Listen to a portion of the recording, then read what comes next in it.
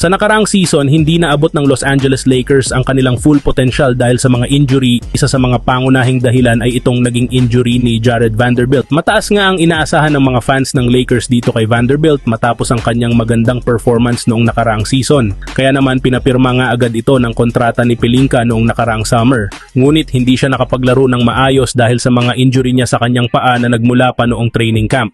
Sa huli nakapaglaro lamang siya ng 29 games na ang huli niya pang laro ay noong February 1. Umaasa ang Lakers na magiging handa si Vanderbilt para sa training camp matapos ang buong off-season na pahinga, ngunit ayon kay Mike Bresnahan ng Spectrums, maaaring hindi ito makasali sa pagsisimula ng training camp at maging sa preseason games. Ito ay dahil sa bago nitong injury mga tropa sa paa. Ang patuloy na problema sa kanyang paa ay nangangahulugang maaari siyang hindi maging handa para sa opening night. Malaking bahagi si Vanderbilt sa Lakers kung siya ay magiging healthy, ngunit ito ay isang malaking tanong kung makaka-recover agad siya bago magsimula ang regular season.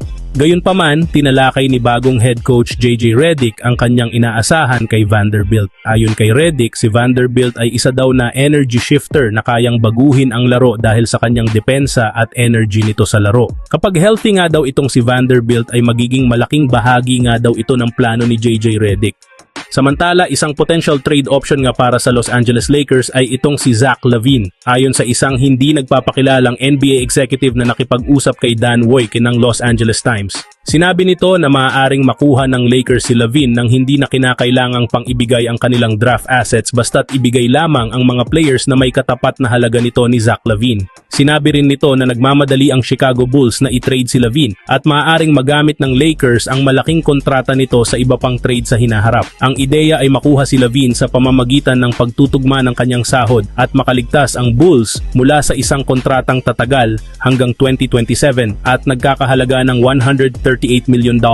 Makakatulong naman ito sa Lakers na mapanatili ang kanilang draft assets para sa mga susunod na deal o sa posibleng rebuild, pahayag ng executive. Idinagdag din niya na ang malaking kontrata ni LaVine sa mga susunod na taon ay makakatulong sa Lakers kung magpasya silang gamitin ang kanilang draft picks para sa isang superstar. Gayunpaman, may mga issue sa pagsali ni LaVine sa Lakers dahil siya ay isang high-volume, low-efficiency scorer na maaaring magdagdag ng problema sa halip na solusyon sa roster ng Lakers. Hindi pa rin niya napatunayan na makapaglaro ng maayos nang hindi siya ang primary option ng team, habang si LeBron James ang pangunahing ball handler para sa Lakers. Sa nakaraang season ay nag-average si LaVine ng 19.5 points, 5.2 rebounds at 3.9 assists, ngunit ang kanyang shooting efficiency ay nasa pinakamababa mula noong 2019 to 2020 NBA season. Dagdag pa rito, kilala si LaVine bilang isang mahina sa depensa na maaaring magdulot ng problema sa Lakers na nangangailangan ng mas mahusay na defender. Bagaman ang kanyang agent ay si Rich Paul, na agent rin ni LeBron James, maaaring kailanganing pag-isipan ng Lakers ng mabuti ang posibleng trade na ito.